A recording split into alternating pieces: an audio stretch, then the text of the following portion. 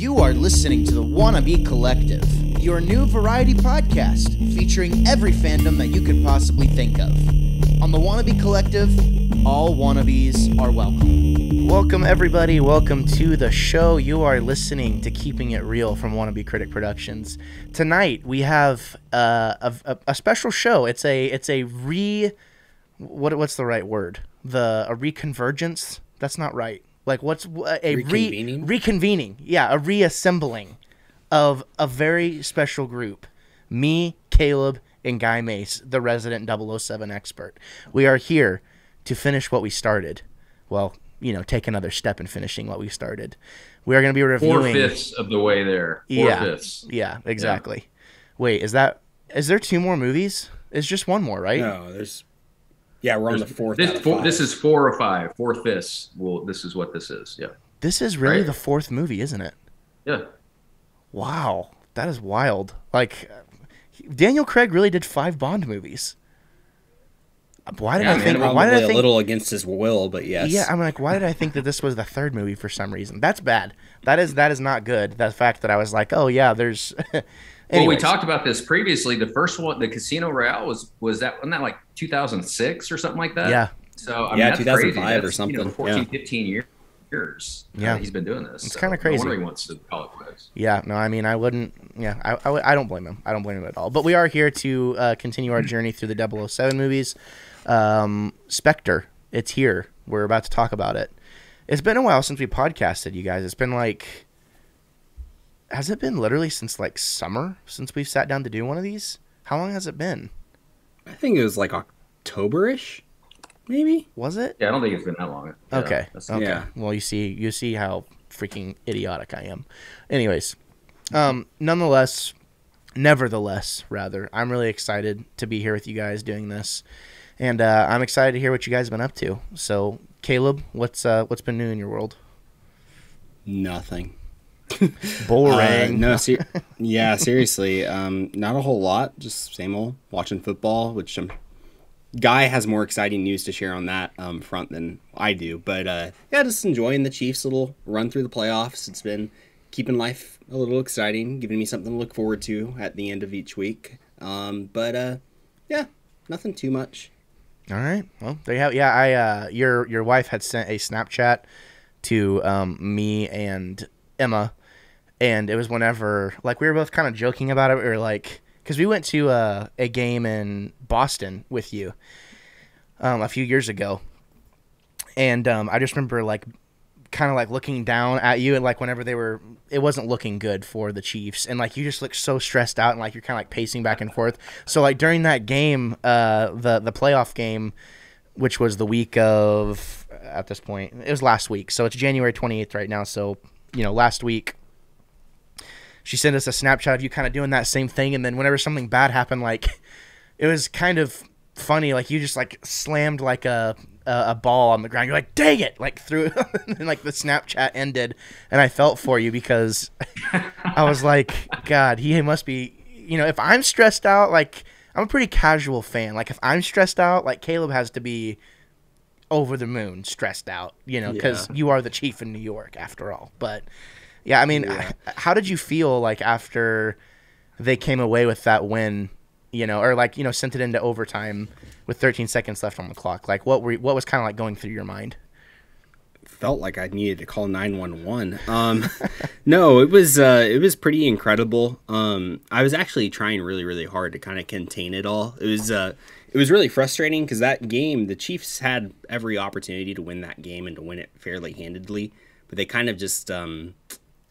blew it to where it ended up being a crazy close game like that. But I think immediately after seeing how that game ended, and for anybody that is unaware, we're talking about the AFC divisional playoff game between the Bills and the Chiefs. I think it was just awesome. I get to watch them again for another week. And then it was a realization of that's the best football game I've ever watched. And like the Super Bowl that the Chiefs won 2 years ago is up there for sure, and that's an incredible comeback in the fourth quarter. Like, that game was amazing, but this game it was just such perfect quarterback play by both Patrick Mahomes and Josh Allen. It's something that you'll probably never ever see again. And that final 2 minutes of that game were just insane. It was really, really cool, and it is really cool that the Chiefs ended up being the victors out of that game. I had a realization, actually, Gabe. I was thinking about that game that we went to at Gillette, a few years ago. That game is the first loss that Mahomes ever had in the NFL, which is kind of funny. I think it's like the 6th or 7th game that he had started in his career, but it was his first loss.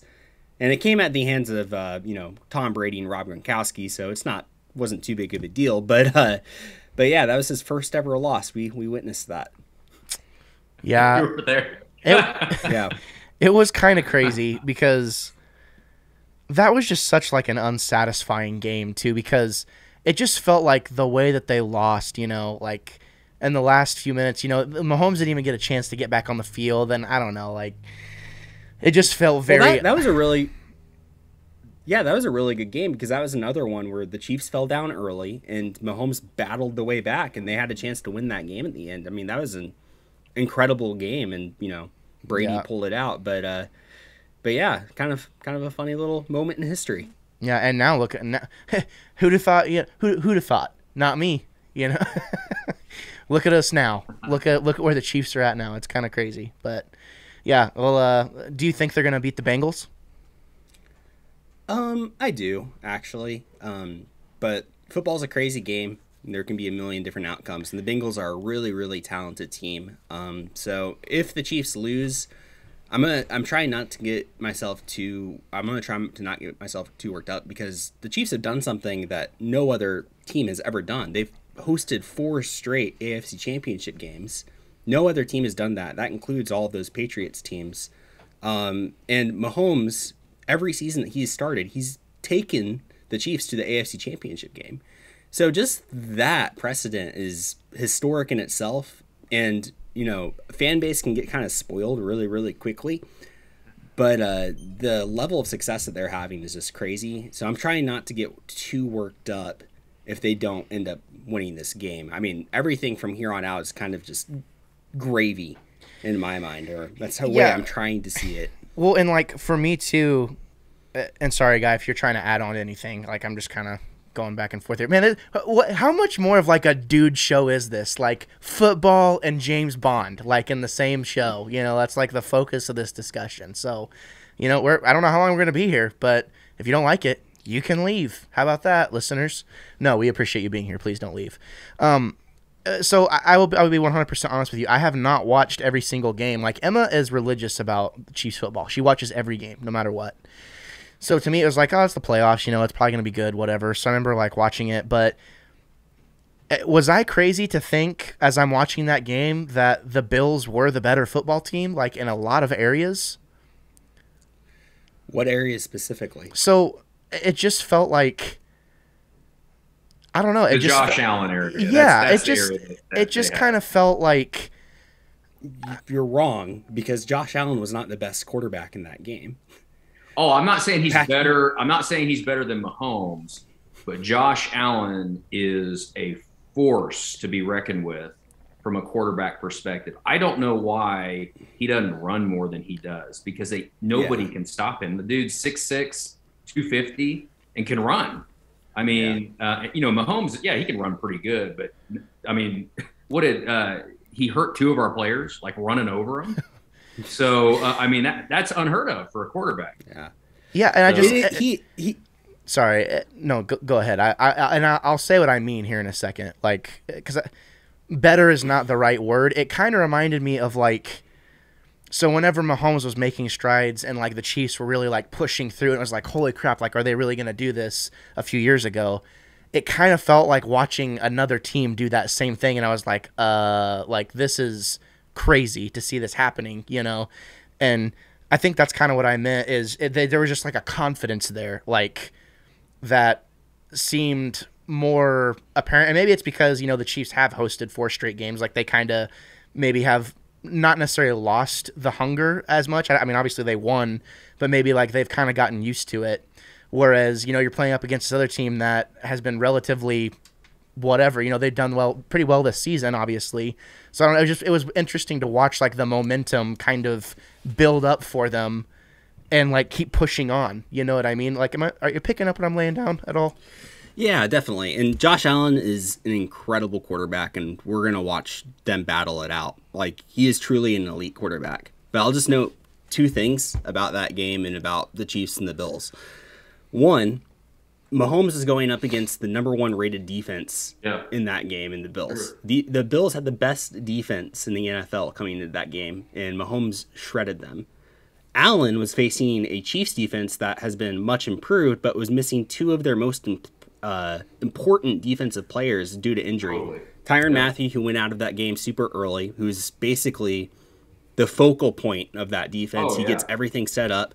He completely changed the way that they were able to call that defense. And then they were also missing a really important corner, Rashad Fenton. They're going to have both those players back for this game, fortunately. But is Matthew back? Have they cleared him? Reed said today that has a really, really, really good chance of playing, but technically he's not out of the concussion protocol yet. Right. Yeah, but he's expected to play. So there's a little bit of a difference there. And the other thing I'll say too, there was a guy that I listened to who's talking about this game. He covers the NFL nationally, and he was talking about that game and the difference in it being that the Bills have one alien that play for their team. And that's Josh Allen. Just the way he plays the game, it's like an alien playing amongst human. The Chiefs have 3. The Chiefs have Mahomes, they have Hill, and they have Kelsey.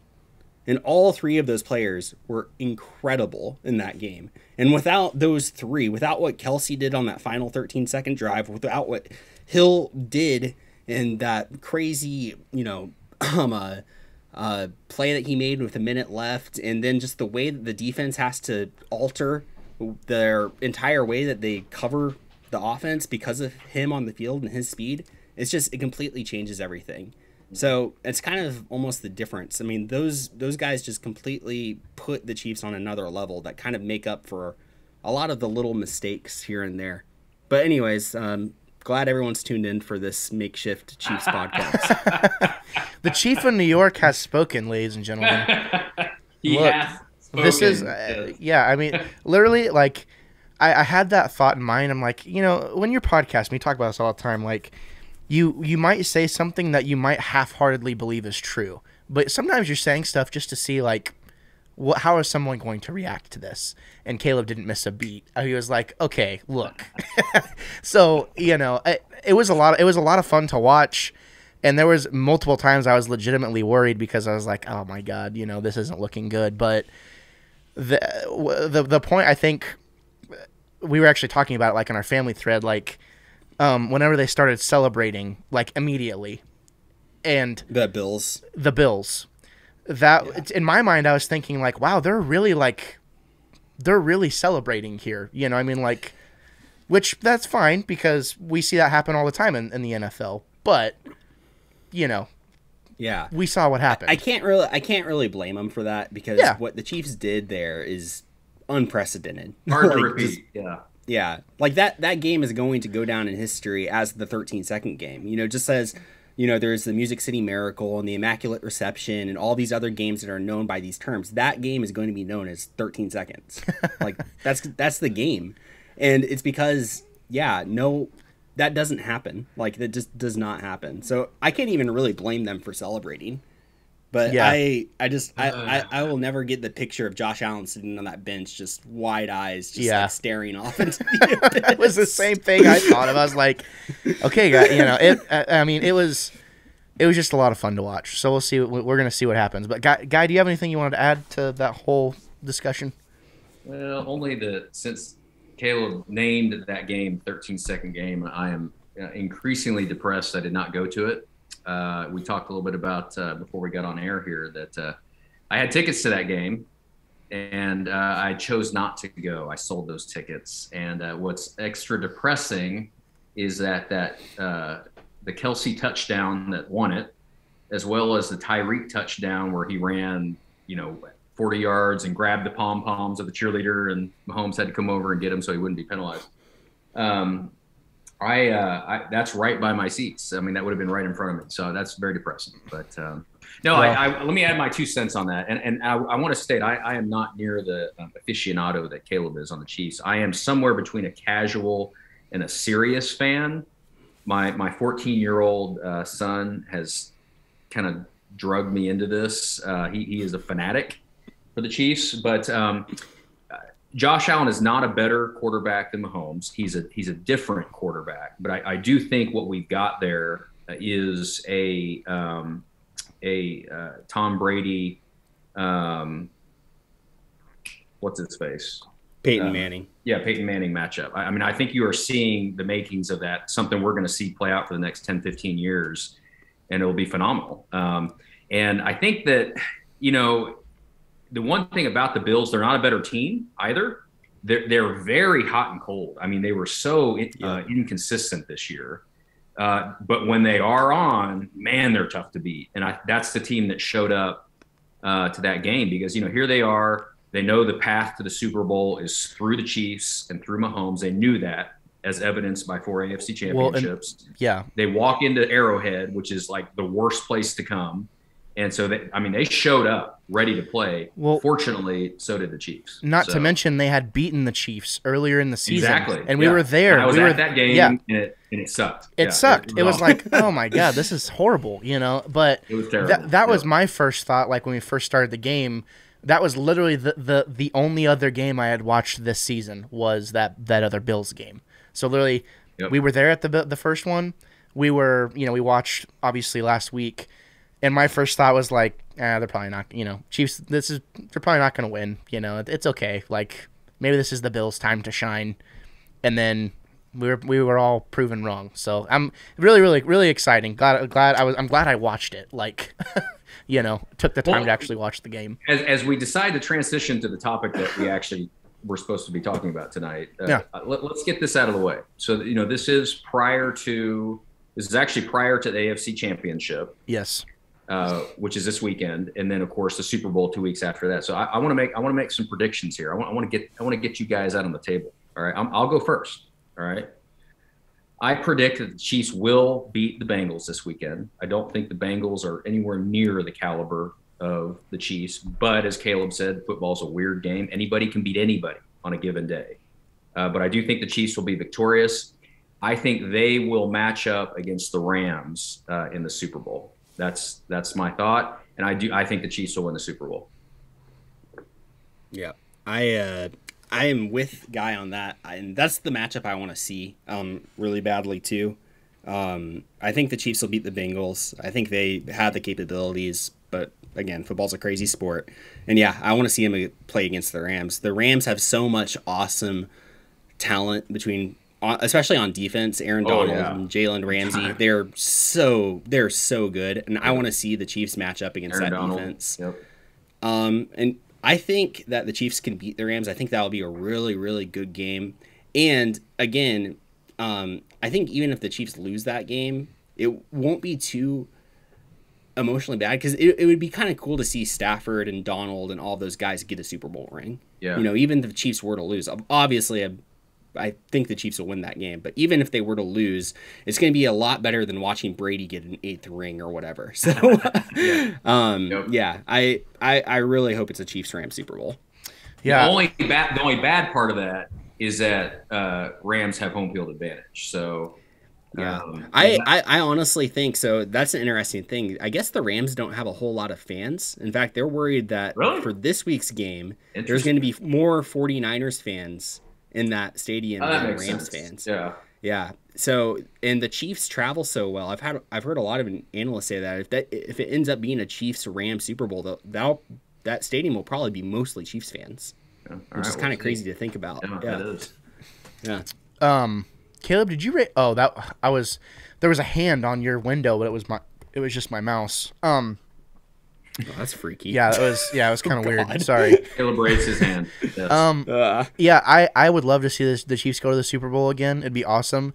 And ever since that the year the Rams won the Super Bowl a few years ago and beat the Saints, which are my other team, in a very one of the biggest missed calls ever, like horrible play, like just horrible call in general with the pass interference call that literally lost the Saints the game is what it felt like to me. I've hated the Rams ever since then. And I know like it's not good to hate anybody, but I would love to see, kind of like what Caleb's saying, like I would love to see the Chiefs walk into the Rams stadium and just destroy them. And like I would love to see Sean McVay just like try and figure out like how they're going to try and combat this, because I just don't like the Rams at all. So that's what I hope happens. Die. No. Just kidding.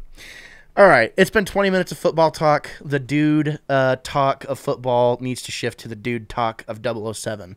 Both cool subjects, but you know we got to get the show on the road. I'm actually kind of glad that we had so much Chiefs talk, because I don't know how long this conversation on Spectre is going to go, and I don't really have a lot to say. I was very indifferent after I watched this movie this second time. I think it was the second time I watched it, and I felt very much how the first time I watched it. So, Guy, I want to throw it to you. Can you kind of run us through the plot of what Spectre is? And Caleb, if you want to fill in any holes, like, you know, do your thing. Okay, yeah, that's Spectre is, first of all, and this is why I was really looking forward to this movie, in the build up to it several years back. As if you've heard these podcasts before, you all know that I'm a fan of the literary Bond. I'm a fan of the old movies based upon Fleming's character and novels.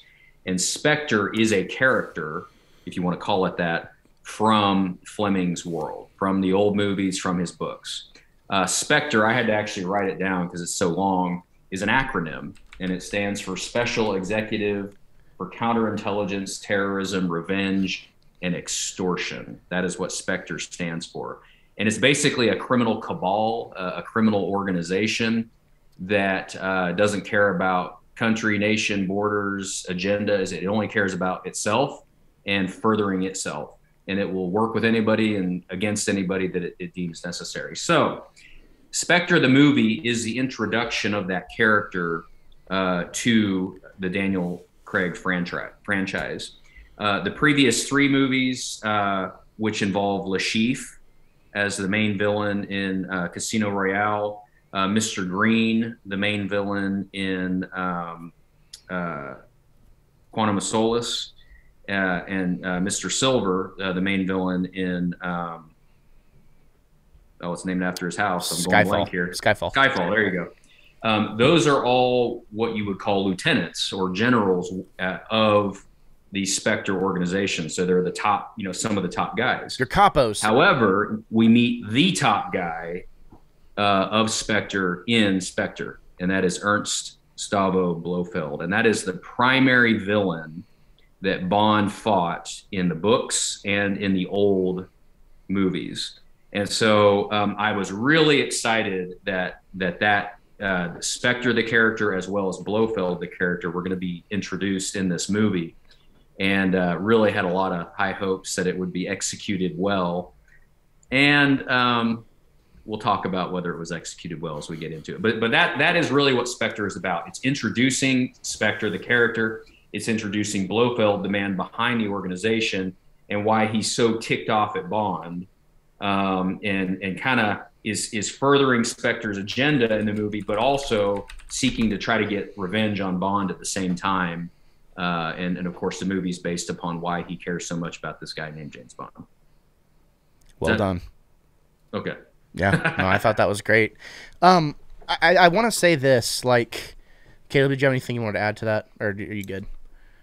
No, I'm good. I think that was really well done. And Guy didn't spoil anything either, so yeah, it's good. Hey, man, I'm anticipation, right? Yeah. Which I guess now's a good time to say, too, like, we're going to spoil this movie hard. So if you don't want to be spoiled on a movie that's 10 years old, or how old is it?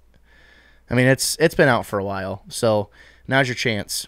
I think it was like 2015, 2016, something like that. I'm looking. Something like that. I don't remember. It's a while ago. 2015. So, not far off. I mean, good Lord. Time flies. 7 years. 6 years. Yeah, 7 years ago. That's crazy. That's wild to think about. So my knowledge of like classic Bond is pretty limited. Um, and but I remember watching some of the older like Roger Moore Bond movies and stuff like that, and I did see the Pierce Brosnan ones, once or twice or whatever. But to me, it felt like they tried to kind of make it feel like those older, middle movies a little bit, like just with pacing. Because I mean, it's not like this movie is really like there's action in it, but it's not really like action packed. It seems like there was just a lot of like plot, moving the plot along, lots of character stuff that kind of tips the hat or attempts to tip the hat to people who love James Bond. How do you guys feel about that? Yeah, I think it tries to do that. I think this movie just, it's like they made a conscious choice at this movie to like really try to dive into the lore and connect it all and give you a big payoff, especially in the fifth movie. Because I think we may have talked about this too when we talked about Skyfall. Like they could have stopped there and that would have been a pretty good conclusion. But this kind of diving into this movie and like where this movie goes and what this movie's all about and just the way it's all set up, it's really diving into the deep end of all the Bond lore and keeping track of everything and solving all these different mysteries and opening up other ones. It's kind of heavy. Yeah, so, like and dense. Like, go ahead, guy. Sorry. What I felt like is, and I honestly thought I didn't, and I could be wrong, but I remember when Spectre was coming up, I thought that was Craig's final movie. Mm-hmm. I kind of think they talked him into doing a fifth one, but I thought Spectre was going to be, and that made such sense for that to be the final conclusive movie, because if you remember back, here's Lashif in Casino Royale. He's basically an accountant. Well, an accountant for what? And then you get Mr. White that's introduced in Casino Royale, and he's even in this movie as well. But it really is exposed at the very beginning of Quantum of Solace that you guys don't even know who we are. We're always worried that MI6 and the CIA knows who we are, and you have no idea who we are. So I thought it would build to Spectre as, okay, this is who we are. This is the organization, and it's headed by this maniac of a guy named Blofeld. And I thought this was going to be the conclusion of the Daniel Craig series. They just made one movie too many, I think. I felt one movie was needed beyond Skyfall because, again, Silver was just a lieutenant within the organization. This was the introduction to the pinnacle, so to speak. Yeah, well, I mean, to me, it just felt like the idea of Spectre to me is just super, super interesting. And I remember seeing trailers for this movie as it was, supposed to be coming out, and didn't know anything about who Blofeld was or anything. But I remember being excited because it seemed very mysterious and it felt very different than what we had got. And I remember thinking to myself, like, my God, like Skyfall is a freaking awesome movie. Like, yeah, give me more Daniel Craig as Bond, like easy.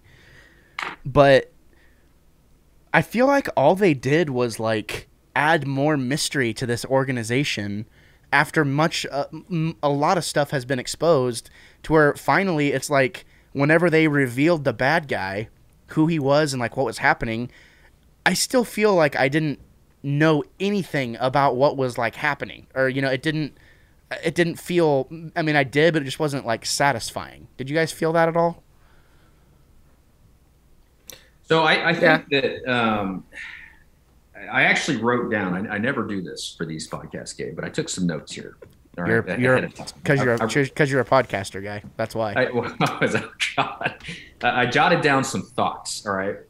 And I jotted down some highs and lows of this movie, because in fact, I even wrote down a phrase. This was an experience in extremes for me, meaning that this movie hit in several spots really well, and it was awful in other spots.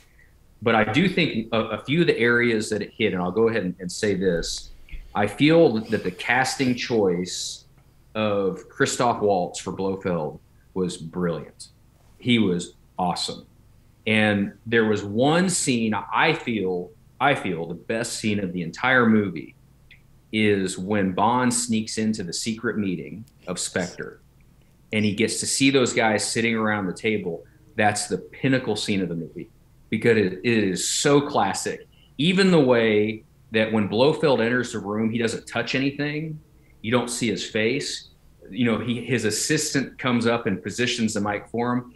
And the way he talks is there's a movie called Thunderball that Sean Connery is in, and it mimics almost exactly a scene from that movie where even the voice, Christoph Waltz does an incredible impersonation of the old Blofeld in executing that scene. That's my favorite scene of the entire movie. So Christoph Waltz as Blofeld is the for me the peak of the movie. Yeah, and that scene kind of climaxes with Blofeld looking up at James, and like it's so eerie, it like gives you chills. Like it's really really good, and it's kind of a slow build because that scene it's just like the way it's even like done. It's just like quiet and just really dramatic, and the way it pays off with that head turn it's really really really cool. Yeah. And I do wish it had dug a little bit more into Spectre, the organization. That's how I felt. Because again, the first three movies were just little slivers of this huge global organization. And again, Mr. White, Green, and Silver would have been three guys sitting at that table, you know, if they were still alive. And so I wish it had expanded on that a little bit more because that is Spectre. You know, that's the name of the movie. And but that scene was brilliant until the incredibly stupid car chase scene afterwards, but I'll leave that. My God. Yeah, I mean, and like whenever that guy's, you know, trying to like step up to the bar, like to do whatever it was, you know, he like stands up and he's like, oh yeah, I want to take this guy's place. And then Batista walks in.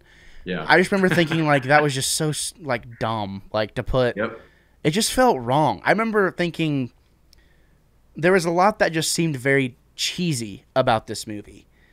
And that's kind of why I said what I said. It's like, man, this feels like it came out like in the 70s or something, because like the scene where Bond's getting like, you know, tortured basically, it just felt like so Austin Powers to me. Like it just very like not campy. Like I know I'm supposed to be taking it seriously, but I've really struggled to. And I think I don't know. Like I was very like confused about how I was feeling after this movie was over, because it feels so much different than all of the other movies. Even No Time to Die, it feels so much different than that does. Go ahead, Caleb. I mean, I think that a big part of that, and we kind of mentioned it, is it's Dave Batista doing his best Jaws / Odd Job impression. And like literally and with the weird thumb knives so stupid, and he's just spikes. Like he's just like, it's, you know what it reminds me of too, because the whole movie he's just like constantly, he's wherever Bond is or he's right behind it. It reminds me of what Fast and Furious, I think it's 7, where they're like fighting against Jason Statham, and Jason Statham just keeps showing up wherever they are around the world. It's like the same thing. Literally. And it's just so ridiculous. And yeah, he doesn't do anything for me. I remember feeling so relieved when he just gets yanked out of that train at the end. I'm just like, thank God he's gone from this movie, because I just can't. Because his character doesn't make any sense. I don't understand why he's here. It's really weird. It was unnecessary. The whole he didn't thing. even talk. Exactly. Like, yeah, it was unnecessary. So let's address Batista while we have him here at the forefront, because I've got a mixed relationship with Batista in this movie. Most of it's terrible. And again, the car scene, here's the thing. Q Branch, their sole existence is to give Bond a technological advantage over the villain, right? For a villain to show up with an equally impressive car, maybe even a little bit cooler, unacceptable, all right? That should never happen. That's just stupid. It reminded me there was another Bond movie that did it, arguably the worst modern era Bond movie.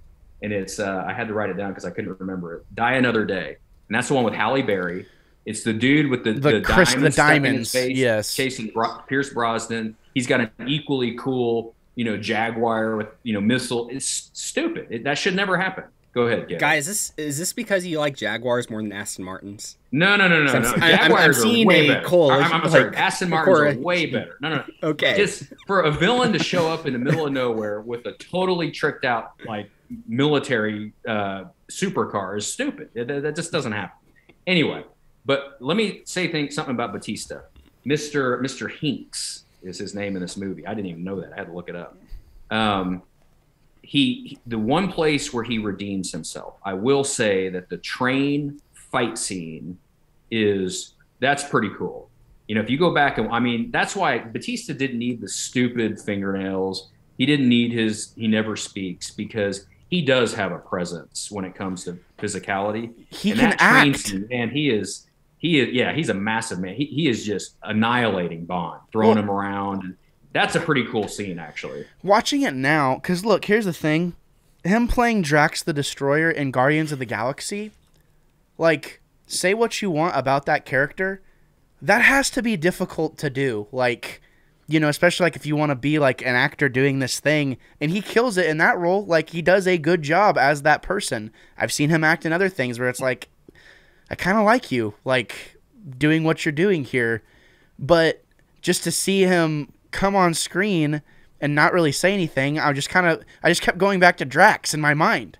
So, like, I don't know. I feel like they kind of underutilized his acting ability, because he definitely knows how to do that. So, I don't know. Just to have him be like this, like, mindless zombie, you know, basically fighting Bond, doing this thing. I mean, the fight scene was cool for sure. I'm not saying it wasn't. That was the only high point of Batista in that movie. Yeah, I agree. But I mean, I remember I audibly, like, sighed every time he was on screen, because it just felt like Drax trying to, like, be serious, you know? And they didn't have to do that. They could have, like, given him a personality instead of just making him like a mindless idiot. Go ahead, Caleb. Point.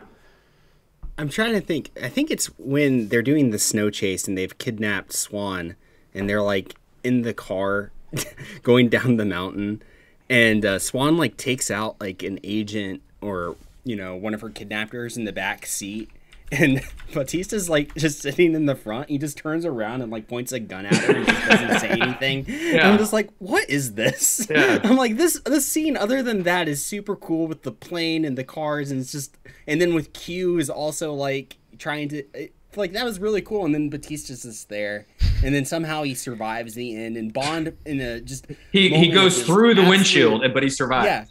He survives. And Bond, why isn't Bond checking on that? Yeah, like, he's just like looks at him and he's like, oh yeah, he's probably dead, instead of like, I don't. It's just so that part of that there was just like, that wasn't well done. Yeah, no, I have to agree. You know, you mentioned Swan. How do we feel about Leah Seydoux? Does she do? I like her.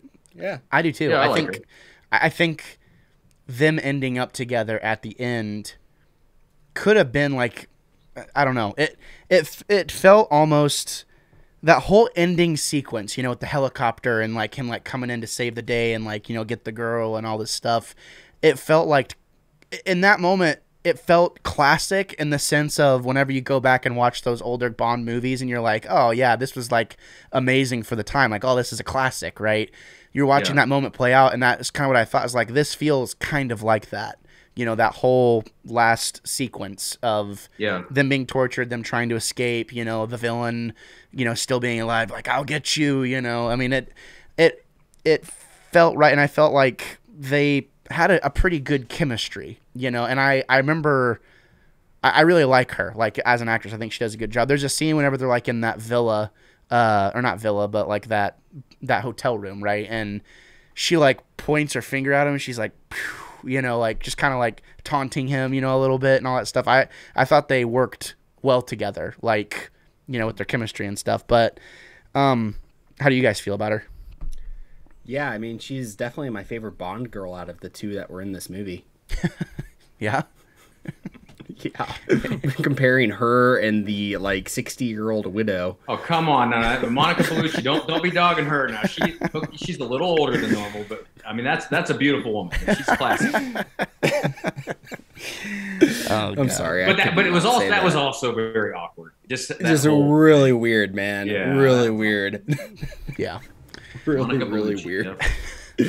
But no, I thought they were they had a good chemistry, but also the their relationship really did kind of remind me a little bit of a classic Connery Bond movie. Like the way that they kind of get together seems really, really like almost rushed in the end, especially after how much she's been like basically like stay away from me for the entire movie up until that point, and it's just like, oh, okay, never mind. You saved me, so now I want you. Like, okay, it just felt very like, I don't know, very in a way kind of against the grain. Like, you know, it would have been better served for her character. She's like, dude, I don't need you to save me. It's all good. But, yeah. I just kind of had a brain fart. Does anyone else have anything they want to interject or have a thought they want to say, you know, bring something up? So I want to rewind to the very beginning of the movie. So I told you my favorite scene in the entire movie was the Spectre meeting. A close second to that, because of the cinematography of it, was the opening scene of the movie. I mean, that was pretty cool. So, you know, Day of the Dead in Mexico, the music, and the unbroken filming. I remember when this movie was done, that was like a really big deal. And I also remember trying to figure out how in the world did they do that? And because they literally, it's like 6 or 7 minutes long, this unbroken filming scene following Bond through this hotel, out the window, and to that. So that opening scene was super duper cool, in my opinion. Yeah, it was awesome. I mean, even like they got a costume change in there too, because like Bond changes out of his like Day of the Dead like suit, and I remember when I watched that for the first time, I was just like, man, this movie's going to be incredible if it can just keep this up. Yeah. If it can just keep this up, and then the way it ended with that like super intense like helicopter like fight, like it was really cool. And yeah, I remember just being like, how did they get like all of these extras and like everything here? Like there's just so much there. How in the world did they do that? Yep. But yeah, really, really, really cool. Yeah, I agree.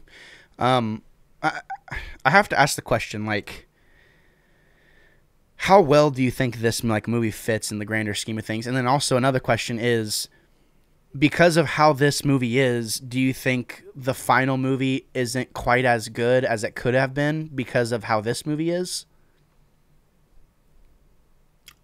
I think this movie sets up No Time to Die pretty well. And I mean, not to show too much of my hand, but I really like No Time to Die.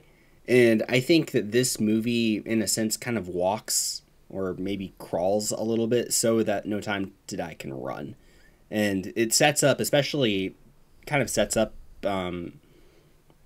what's her face, Swan's and James's relationship a lot better, and kind of just sets up a lot of their relationships, even with Blofeld and everything for the next movie. It sets it up pretty well for No Time to Die. And I think watching those two kind of together, even though it would take you like 5 or 6 hours, it kind of works really, really well. It's an investment in time. Yeah, and I'll say it. I wish that Spectre had been the final movie. However, if they wanted to take the conclusion of the series to where they did with the relationship between Swan and Bond and the other things that happen in the final movie, which we'll obviously talk about at a later date, I really think that could have all been one movie. Because there's so much in Spectre that's stupid and that doesn't need to be there. You know, like the whole, what's the guy's name? Max Denby? Oh gosh, yeah, I forgot about that. Yeah, stuff. It's just stupid. Like, so he's like the head of the data thing. He's getting rid of M. He's getting rid of Q, and he's basically works for Blofeld. He was unnecessary. That character and that entire storyline totally unnecessary. He was only in this movie because Sherlock was a huge thing and he was Moriarty. Good point. Yeah, that probably. That's the only reason he's there. Like, but yeah, it was so he was another character. Yeah, he was another character where I was really glad after he fell off of the top of that building. I was like, okay, I'm glad he's done. Well, and not to get too much into the final movie, No Time to Die, but my least favorite thing about that movie is the villain of the movie. I don't like him. I just think if they had if the primary villain had been Blofeld, and you go through all the same relational, interesting things between Bond and Swan, even with some time lapse. I just think it could have been concluded better. So, I don't know. Go back to your question, Gabe. I think this one will weather fine because it is sandwiched within a very strong series of Bond movies. But of course, we can nitpick, and there's a lot of weak spots. But overall, it'll age well, I think. Guy and I were talking off mic a few days ago. I was actually at your house trying to, we were trying to breed our dog, basically, with one of your guys' dogs. That's what was happening. And we were talking about it. And like, appointment. Look, dude, we got to make that money, all right? We got to pay you. We actually have our dog, like, on loan from Lori, pretty much, Guy's wife. So, we need to start generating some puppies out of this whole deal, so. We're not going to podcast about that, though. That's yeah. So. Pimping out dogs. No, that's not appropriate. We were there, and we were talking like, we're going to podcast. Nice to get out in the swing of it. Guy and I both collectively agreed that Quantum of Solace is the better movie. I hate to admit it, but I agree. I mean, in hindsight. What? I know. Really? This is the worst of the Daniel Craig movies to me. Really? It is for me, too. I have to be...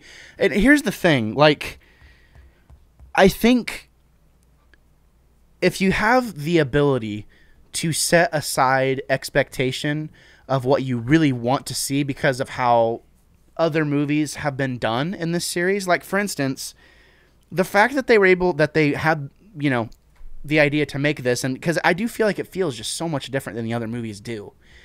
But if you're wanting like another Skyfall type experience or another, Casino Royale type experience or whatever, you're having anticipation for something. I feel like if you have the ability to set that aside and just let whatever you get like hit you, this movie's probably great. But for me, like, the two times I've watched it, I'm just bored. Like, I'm just bored the entire time, pretty much. Yeah, and I would agree with that. Like, it definitely suffers from its pacing. And I do think that Craig is kind of at his least enthused. Like, he's just not very entertaining in this movie. Yeah. You can kind of tell he wants out a little bit, like. Yeah, and I'm glad that they are able to fix that for the next one, because I like Daniel Craig. I think he's a great actor, and I think he's a good Bond. But that's kind of one of the things that brings this movie down too. But I do think that the story is more interesting, and even though it's really complex, it's easier for me to get invested into the storyline of Spectre than the storyline of Quantum of Solace, and that might be kind of the thing. Also, I think I like the set pieces better in this movie than I do in Quantum of Solace, if that makes any sense too. And I like the locations a little bit better, and just the cinematography in this movie is pretty good. It's pretty good. I think that's kind of the thing that differentiates it a bit for me. I mean, they're definitely 4 and 5, I'd say, for all of us, but that's probably why I like Spectre a little bit more. So I think that if you consider some individual scenes in this movie, this is the superior movie to Quantum of Solace. But I think it's a very disjointed story. It doesn't make a whole lot of sense. If a person wasn't a fan of the old movies, if you get some 20-year-old kid that's never watched any of the old movies, knows nothing about it, and they watch this movie, it wouldn't have the emotional appeal that it would Caleb to you or I, because we know Spectre from the old organization or the old movies. It's just a weird movie. It's kind of disjointed. It's got some dumb scenes. It's got some cool scenes. Whereas Quantum of Solace actually was a movie that made, was more cohesive from beginning to end. And that's why I struggle with it. Those two are definitely 4 and 5. But I think in some ways this movie's lower than Quantum, and in some ways it's better. But I don't know. It's weird because it hits these things, because I think the organization of Spectre, and this is going to kind of bleed into my like thoughts on No Time to Die. You have the opportunity to like really make this organization, and I guess they had done it. Like, they had made the people within this organization feel really, really bad people, and Like, I really liked Christoph Waltz's depiction and, you know, his personality in this movie, because he literally is just out to get James. Like, that's literally kind of his whole purpose. Whereas the other guys were just bad guys. Whereas this felt like more of like something that was more personal. And I really liked that aspect of it. The organization of Spectre, I feel like, completely falls apart and like kind of just goes to the wayside by the time this movie's over. Like, it's not really about Spectre anymore. It's just about this like relationship between Blofeld and James Bond. And that's fine, but I almost like wish there would have been more like side content to explore more of Spectre and like maybe even like explain more of it, you know, and like dive deeper into these characters that we've seen, like give us more context so that we can kind of, you don't have to give us very much, but like give us more context so we can kind of come to the conclusion and Spectre's downfall can be satisfying and make sense from a story standpoint. Go ahead, Caleb. Yeah. This might be a really dumb question, but I figure we might want to talk about it. So we never really touched on the big reveal in this movie as to why Blofeld's out to get James, and it's because Blofeld and James are kind of like adoptive stepbrothers in a sense. If I got that right. So they grew up in the same family, and Blofeld views James basically as a cuckoo that came in and stole his father from him. And that drove Blofeld insane to eventually killing his own father and faking his own death. I'm just curious, is that something from the books, or is that something brand new? I don't recall that storyline, that they are connected in that way. Okay, yeah, because I never got that feeling from. Yeah, I don't ever remember reading that. It was. I can say with absolute certainty that was not in the movies, the old movies, but I don't remember it any of the books that I've read, and I haven't read all of them, but I don't remember that. Yeah, I think that was the fiction of this movie. I think it's interesting, and especially it works if you're going to have like Christoph Waltz like be Blofeld, and they're kind of similar ages, and I think it works. I like that a lot. But yeah, I was just curious if that was something that they had made up specifically for this movie, or if that was a classic thing. I don't think so. So to me, of all the movies, this was the most trip down memory lane for hardcore Bond fans. Because again, Blofeld was such a big deal in the old movies and in the books. Spectre was such a big deal. And there's just cool little things, you know, the white Persian cat, you know, makes its inaugural appearance in this movie. And that was actually, that cat was, you know, was Blofeld's pet. It appeared in, I don't know how many, but quite a few of the old movies. So I thought that was pretty neat. I actually, I didn't catch it the first time I watched the movie. It was at some later time when at the end of or near the end of the movie, and this is a geek out moment, but again, they tried to litter in these details when M is sort of rogue, and he and his assistant and Moneypenny are they're going to a safe house where they meet Bond. The name of that safe house is Hildebrand. And what's interesting about that is Hildebrand is now, I believe, the one remaining story of Ian Fleming that has not been made into a movie. It's the only one left, and it's a short story, and I don't even know how they would make it into a movie. But it's interesting that they threw that title in there just as a little detail. I don't know. It was kind of fascinating, and I remember I was watching that movie, you know, for the second or third time, and it kind of flashes by the name of that house, the safe house, and I'm like, Hildebrand. What? That sounds familiar. And then it just kind of clicked. I'm like, oh, wait a second. I think that's a story, and sure enough, it is. So they really did make an effort to try to throw some of those historic details in there from the Bond franchise. And in that way, I think this was a pretty interesting movie because they squeezed quite a bit in there. Yeah, and I think you touch on something kind of interesting because I feel like there was a lot of setup and execution that pays homage to those older movies, and it just kind of feels like, for me, I don't know a ton of it. I've watched some of it, so some of those moments where you feel like it's supposed to be like this big payoff or like there's supposed to be a lot there, it didn't hit for me because I'm not as big of a fan, you know. Whereas that's the question that I keep coming back to is how well does this movie stack up for just like the casual moviegoer, right? Like how is the casual moviegoer going to like react to seeing this movie? And I feel like that's like the question I ask myself a lot when we do these podcasts. Cause okay, like it's a bad comparison, but like when you go to watch something like, I don't know, Star Trek, like any of the new Star Trek movies, I feel like those things are sprinkled in, things that, Star Trek fans are going to like really like. But it stands alone as being something that is relatively entertaining. Like you don't have to think too hard. And I guess, Bond is a complex character. It's a complex story. Like even in Casino Royale, the first one that Daniel Craig was in, that's a pretty complex story. But even if you didn't catch all the complexities of the underlying plot and like all these other things happening, it still stands alone as being really entertaining to the casual moviegoer. That I think, And then if you're really paying attention, all these other things are going to hit on other levels.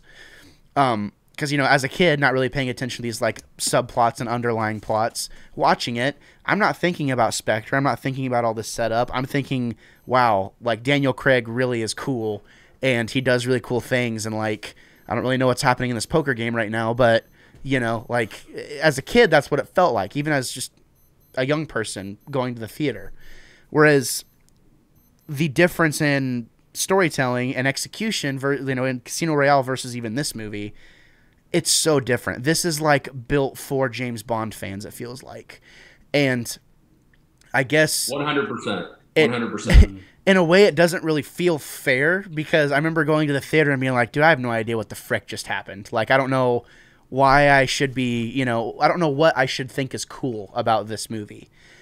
And for Bond fans, I think that's a really cool thing. But for the casual moviegoer, the casual movie watcher, I don't know that they would necessarily have the appreciation that this movie probably deserves. So my favorite scene of the movie, the meeting of Spectre. I think for a casual moviegoer that doesn't know anything about Bond, they would watch that scene and be like, "Well, that was weird." The guy hardly spoke, and why can't you see his face? And he mumbles, and it's a weird. But for a Bond fan, it's like, man, that was a cool scene. That's right. It was so Blofeld.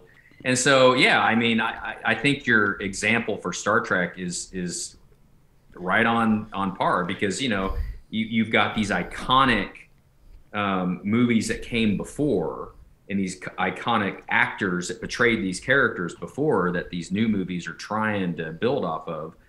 And if you don't have that history, again, it's either going to be an interesting movie or it's going to be a geek out festival. It's very difficult to do both. Yeah. And Casino Royale was probably the preeminent example of one that did both.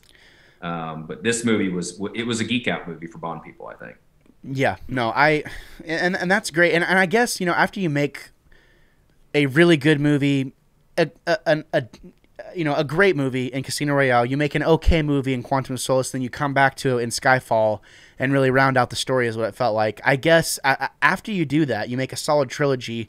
In a way, it's kind of like, yeah, you know what? We're going to give something that like 007 and Ian Fleming fans just absolutely love, things that they're going to really appreciate in these next two movies. That feels fair to me, but it doesn't mean I have to love it. Caleb, go ahead. Sorry. Yeah, this is totally off track, but I just have one question for you guys. Do you think that it is possible to shoot down a helicopter from a moving boat with a Walther PPK? I can answer this factually, all right? I can answer this factually. I own an old Walther PPK, and beyond about 25 feet, it's hard to hit anything, let alone the rotor of a helicopter that's moving. The barrel is like this big. 600 yards away or whatever. That's insane. Yeah, no, it's out there. Yeah. Oh, how about this, Caleb? How about this? Let me add to that. I was trying to remember what set off the explosion, but one of my big disappointments was this. Okay, they stumble into this lair of Blofeld out in the middle of the Moroccan desert or whatever, and with seemingly little effort, they blow the whole thing up. I mean, they just incinerate this place. Yeah. And it's like, seriously? So there were some cheesy scenes. I agree. That was so. That's a funny thing you say that. So that's the largest real life like movie explosion ever, and I feel like they just wanted an excuse to have the largest explosion ever on film. Because it doesn't make any sense. It's like, what is this place made up of? Like dynamite and gas? Yeah, exactly. It was a data center, if I recall. Yeah. It was like a computer data center. Why was there like nuclear fissile material there ready to blow up? Yeah, it was bizarre. Yeah, crazy. So there were some low points for sure. Yeah, and I mean, but at the same time, you talk about this feels like amongst the type of discussion that we would have, like even on a Star Wars podcast, like when we geek out about it. Whenever you have like something that's iconic and something that's fun to talk about, like anything that generates conversation, I think is kind of like inherently special. So even though this is probably my least favorite Daniel Craig Bond movie, I still think it's good. Like, I don't think it's a bad movie. Like, oh my God, why would you ever watch that? Like, yada, yada. No.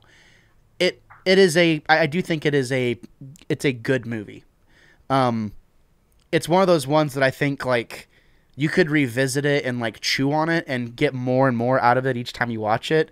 But it is never, ever going to be my first thing to be like, oh, you know what? I want to go back and watch Spectre. Never going to happen. And if you had to put a number on it, gentlemen, we're hitting about a little over an hour. If you had to put a number on it to, gauge your opinion of this movie, what would you give it? We're not saying like, oh, this is what it is. It's, for me, like my personal level of enjoyment comes down to probably like, I'm going to give this one a 7 for my personal enjoyment. That's what I was thinking. I'll probably give it a 7 as well.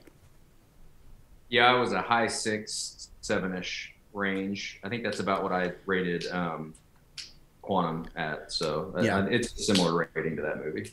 Yeah, I agree. And that's it's not terrible, and it's cool to watch with in the series of Craig, but especially as a standalone movie, it's pretty weak. Yeah, no, I agree, and that's kind of in a way feels like Craig's movies in general. None of these movies are standalone, except for Casino Royale. Like, I say Skyfall. Skyfall's probably standalone, but everything else, like, I agree. So it's going to be an interesting. Well, and again, and No Time to Die, it's a conclusion to an entire series. So it's not really a standalone movie. Yeah, I completely agree. Can't be. No, it's not possible. I think then our No Time to Die discussion is going to be interesting because you can't like talk about that movie without like referencing this movie. So I'll be interested to see kind of where our thoughts fall with that movie because I've been holding a lot of stuff in for like the past few months about that movie. And I can't wait to talk about it. Hopefully there'll be a way for us to watch it again. Maybe it'll show up on I've got to watch that another time or two before I'm ready to talk about it. Yeah, so. Same. Because that's the longest Bond movie, if I recall. I think it's like 2 hours and 40 minutes or something like that. Man, it's long. Yeah. Yeah, it's long. I mean, and here's the thing was at the end of this movie, I was kind of thinking to myself like, man, this has to be the longest Daniel Craig Bond movie. And guess what? It's not. But it felt like it was the longest to me. Which one's longer than that one? No Time to Die.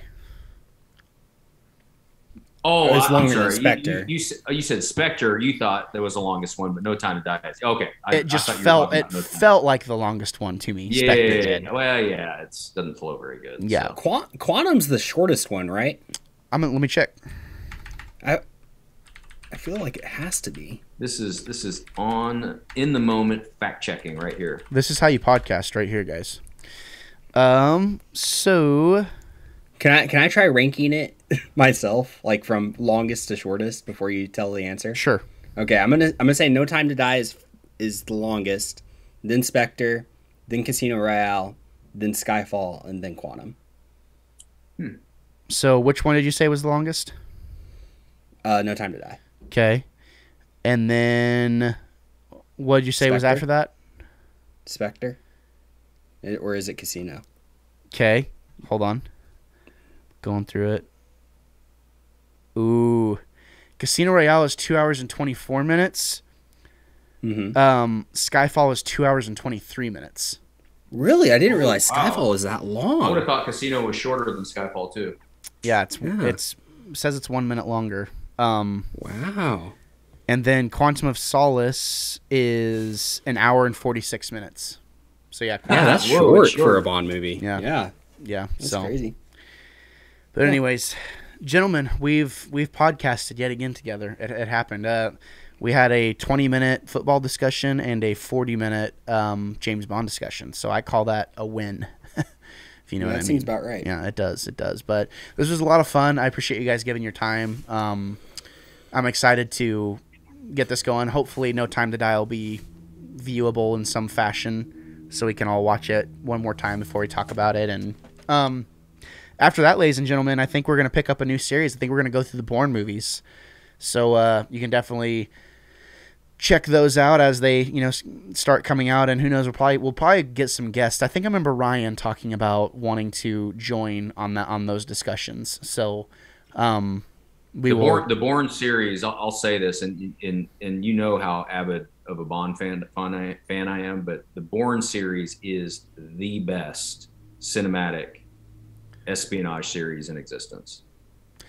Yeah, I'd have to agree with you, and I mean it is. It really, really is, and it has very little to do with the books, but we'll leave that for. Yeah, well, that's the thing is the movies are just so good, but they never do. Yeah. But again, it kind of falls into that trap. Is how do any of those movies feel like standalone? Like could you enjoy it if you didn't follow the series? And how much do you really have to pay attention? How much is it worth to pay attention with those movies? Like, there's a lot of questions. Those are such good movies. Lots of discussion for sure. That'll be fun to review. Yeah, I agree. So, well, let's do our sign-offs. Caleb, where can people find you? At DuckMcDuck11 on Twitter. Okay. Guy? You can find me in Nixon, Missouri. And where Jason Bourne is from. Gabe on a podcast. Yeah. Other than that, if you don't know how to get a hold of me, then don't. Yeah, there you have it.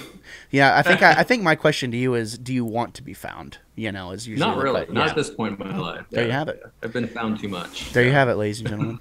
You can check us out over on all the different channels we have in the description down below. We're not really sure what we're going to be doing for the big cast of our podcasters. Caleb asked me before we started, like, hey, what's next? And to be honest with you, I don't really know. So stay tuned for more Keeping It Real episodes, and definitely check out the Wanna Be Critic podcast. It has been revived. It is a week-to-week show with me, Jake Labriere, and Elijah Middlesworth. Sometimes Ryan Dalton shows up as well. So definitely check us out there. And guys, the championship game is happening. Go Chiefs. This weekend. Freaking go Chiefs. I put my hat on. You see this? Nobody noticed it. I noticed it. I was about to acknowledge it. That's why, you see how I segued? I didn't wear it throughout the podcast because it casts a shadow on my face. And so, I'm sure, that's probably not, whatever. I just love that this podcast is going to come out after the game, and the Bengals are probably going to win, and that first 20 minutes of our podcast is going to be completely irrelevant. No, you know what? I will make a special effort to have this out as soon as possible. So tomorrow, it'll be out tomorrow, Saturday, January 29th. Mark my words, it's going to happen. But thank you guys very much. Thank you all very much. If you made it this far, we really appreciate it. Check out our other stuff, and we will see you next time. So, gentlemen, say goodbye. Adios.